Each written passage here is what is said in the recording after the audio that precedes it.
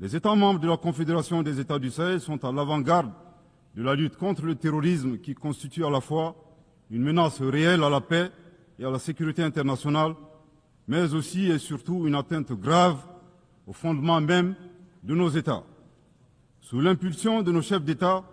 les forces de défense et de sécurité des 3 pays de la Confédération AES travaillent étroitement dans un élan de collaboration et de complémentarité sans précédent et sont portés par un engagement commun et une mutualisation des efforts pour endiguer le fléau du terrorisme. Cette nouvelle dynamique, articulée autour du renforcement des capacités opérationnelles de nos forces de défense et de sécurité, à travers un recrutement massif, une formation adéquate et la fourniture d'équipements appropriés,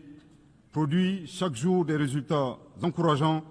sur le terrain, confirmant ainsi toute la pertinence de notre décision souveraine de nous mettre ensemble pour combattre nos ennemis communs. À la différence de certains États qui ont ouvert des couloirs de passage sur leur territoire aux terroristes, en vue d'attaquer d'autres pays ou d'offrir leur territoire comme base arrière, les pères fondateurs de l'AES, par engagement panafricaniste et dans le souci de préserver les intérêts de leur population, ont décidé de sécuriser leur pays tout en évitant une propagation de la menace vers d'autres régions africaines, voire dans le monde, effectuant ainsi un véritable travail de sécurité publique régionale et mondiale. Il ne fait l'ombre d'aucun doute que par leur sacrifice, les vaillantes forces de défense et de sécurité de l'AES contribuent à la sécurité d'autres régions, notamment les pays situés sur la côte ouest africaine. Nous saisissons cette opportunité pour nous incliner devant la mémoire des victimes civiles et militaires de l'insécurité dans le Sahel. L'approche souverainiste mise en œuvre s'inscrit dans le cadre de la vision portée par les chefs d'État de l'AES dédiée à la sécurité de nos États, suite au retrait des forces internationales. Défiant tous les pronostics et loin de se saborder, nos pays ont fait preuve d'ingéniosité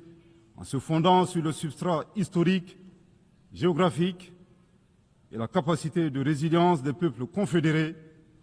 qui, malgré plus d'une décennie de crise sécuritaire et humanitaire, continuent de démontrer une force exceptionnelle d'engagement patriotique. En somme, nos 3 pays ont su apporter une réponse coordonnée et endogène à cette guerre qui nous a été imposée. C'est le lieu de renouveler ici la détermination pleine et entière de la Confédération AES à devenir une puissance régionale panafricaniste,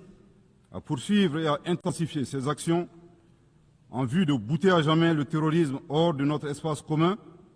à consolider l'autorité de l'État, à protéger nos populations et leurs biens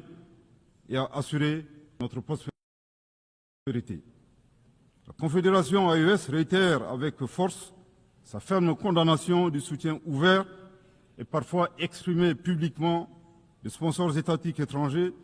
qui, pour des motifs impérialistes, déstabilisent notre entité d'une part, en mettant à la disposition des groupes terroristes des conseillers,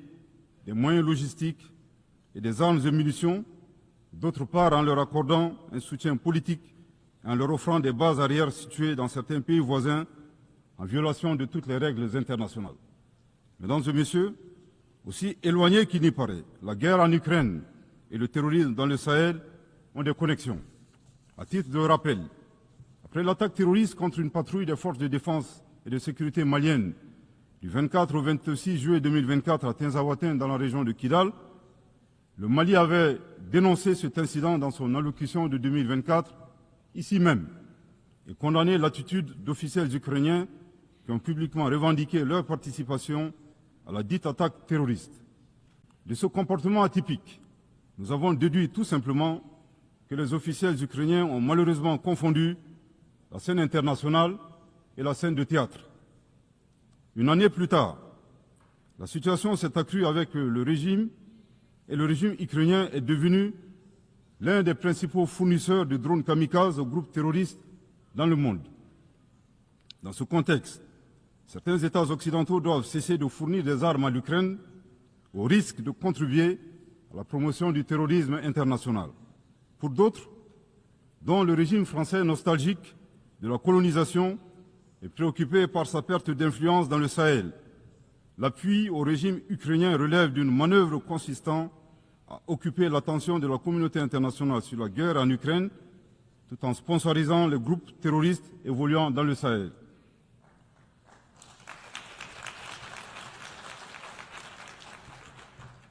Fidèle au principe de la Charte des Nations Unies, le Mali avait, le 15 août 2022, saisi le Conseil de sécurité des Nations Unies en vue d'une réunion du Conseil afin que mon pays puisse fournir des preuves irréfragables du soutien de la France aux activités terroristes. Jusque-là, la requête est demeurée sans suite, alors que leurs actions de sabotage continuent à divers niveaux. Il est temps d'agir pour que les responsables de ces violences soient identifiés et confondus, que les résolutions soient traduites en engagements concrets, que l'espace sahélien soit définitivement sécurisé et que les ressources du Sahel bénéficient aux populations du Sahel. Les institutions internationales, au premier chef l'ONU, ont été créées au lendemain de la Seconde Guerre mondiale pour protéger les peuples contre les excès de violence,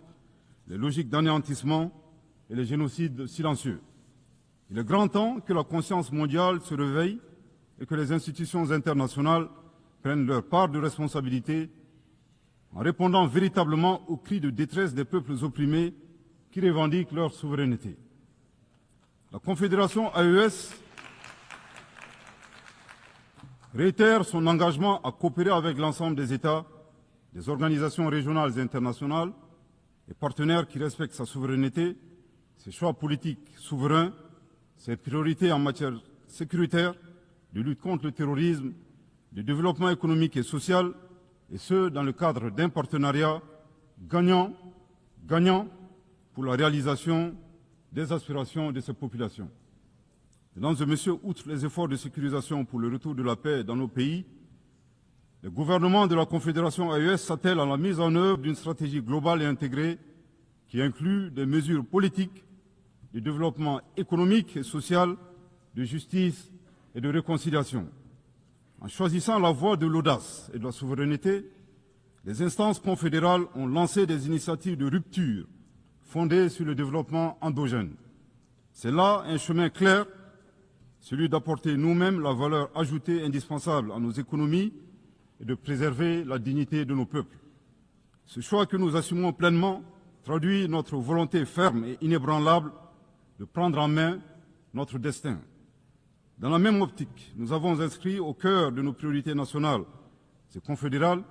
des politiques d'investissement stratégiques dans différents domaines prioritaires tels que les infrastructures, l'énergie, l'industrialisation et la diversification de l'économie. Participe de cette dynamique la création de la Banque confédérale pour l'investissement et le développement